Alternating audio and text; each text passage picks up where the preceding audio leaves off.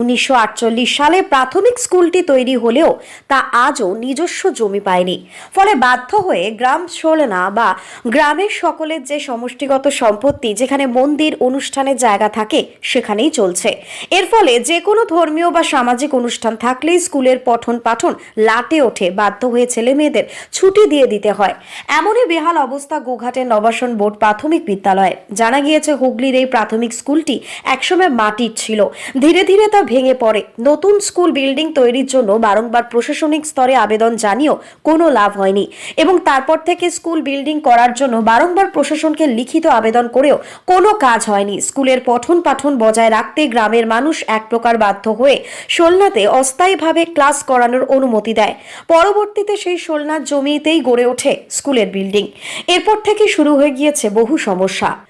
সোলনার জায়গায় গ্রামের মানুষ তখন করেছিল, কিন্তু এখন দেখা যাচ্ছে আমাদের বাড়ারির জায়গা, খুবই সংকীর্ণ জায়গার মধ্যে আমাদের গ্রামের যারা ছেলেমেয়েরা পড়াশোনা করছে তাদের খুবই অসুবিধা হচ্ছে, এবং মাস্টার মশাইদেরও খুবই অসুবিধা হচ্ছে। কারণ জায়গাটা স্কুলের নিজস্ব জায়গা যদি থাকতো তাহলে তারা নিজস্ব স্বাধীনতা নিয়ে স্কুলটা পরিচালনা করতে পারত।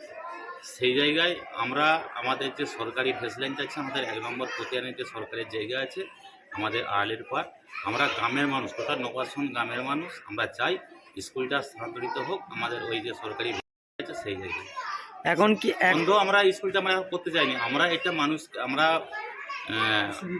আমাদের হচ্ছে গ্রামের মানুষের বড় অসুবিধা হচ্ছে। সেই জায়গায় আমরা যতক্ষণ না এর বিকল্প একটা আমরা স্কুল আমরা তৈরি করতে পারছি, আমরা আপাতত আমরা আমাদের রাজ্যের মমতা ব্যানার্জিকে বা আমাদের যারা শিক্ষা দপ্তরের যারা দায়িত্বপ্রাপ্ত আছে তাদেরকে আমরা আপনাদের মাধ্যমে তাদের জানাতে চাইছি যে স্কুলটা আমাদের যেহেতু আমাদের জায়গা আছে, সরকারি ফেসিলিটি আছে, সেই জায়গায় স্থানান্তরিত করা হোক। পড়ুয়াদের অভিভাবক থেকে শুরু করে গ্রামবাসী পড়াশোনার পরিবেশ বজায় রাখার স্বার্থে পাশের একটি মাঠের ফাঁকা জায়গায় করা হোক স্কুল বিল্ডিংটি। স্কুল কর্তৃপক্ষেরও তাই মত। এই বিষয়ে বারংবার প্রশাসনের নানান স্তরে আবেদনও জানানো হয়েছে, কিন্তু এক্ষেত্রে কোনো রকম সাড়া আসেনি বলেই জানা গিয়েছে। কিছু নয়, স্কুলের বিষয়টা হচ্ছে স্কুলটা হচ্ছে সম্পূর্ণ হচ্ছে বারোটির জায়গার উপর অবস্থিত।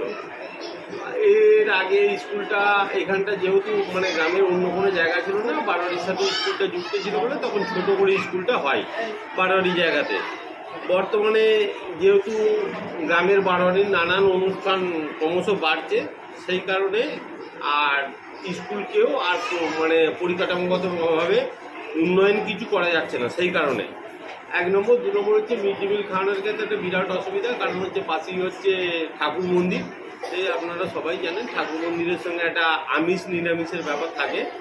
সেই কারণে মিড ডে মিলেও একটা ব্যাপক চরম অসুবিধার সৃষ্টি হয় আর কি। 2 নম্বর, 3 নম্বর হচ্ছে আমাদের পরিকাঠামোগত জায়গার অভাবে ছেলেদেরকে বারান্দা দুয়ারে বসে ক্লাস করতে হয়। বর্ষাকালে একবারে ক্লাস 1 আর প্রি প্রাইমারি ক্লাস হয় না বললেই চলে, কারণ বৃষ্টিতেই দাওয়ায় বা বারান্দাতে জলে ভর্তি হয়ে যায়। সেই কারণে ছেলেরা তখন ভেতরে ঢুকে যায়, দাঁড়িয়ে থাকে, ক্লাস করতে পারে না শুধু জায়গার অভাবে। স্কুলের পাশে একটা ভেস্ট ল্যান্ড আছে, স্কুলের খেলার মাঠ হিসাবে পরিচিত। সেই জায়গাটা স্কুলে করার জন্যে BLRO, BDO, SDO, ADM, DLRO, শিক্ষা সচিব, এমনকি মুখ্যমন্ত্রীকেও পর্যন্ত জানানো হয়েছে, এবং উপর থেকে সমস্ত রকম ইনকোয়ারিও হয়ে গেছে। অথচ এখন পর্যন্ত স্কুলের নামে ওই জায়গাটা স্থানান্তরিত হচ্ছে না। নবাসন বোর্ড প্রাথমিক বিদ্যালয়ের প্রধান শিক্ষক দেবাশিস মাপুই জানান, গ্রামের মানুষের একত্রিত হওয়ার জায়গাতেই চলছে পড়াশুনো। ফলে যে কোনো পুজো পার্বণ বা উৎসব অনুষ্ঠানে পঠন পাঠনে ভীষণভাবে ব্যাঘাত ঘটে। তিনি আরও বলেন, পাশের একটি খেলার মাঠে স্কুলকে সরিয়ে নিয়ে যাওয়া যেতে পারে। এই বিষয়ে প্রশাসনকেও জানিয়েছে, কিন্তু ব্যাপারটাতে গা করছেন না কেউ। বিভিন্ন দপ্তরে বারংবার যোগাযোগ করা হলেও কোনো রকমই কিন্তু সাহায্য মিলছে না বা কোনো রকম কাজ হচ্ছে না।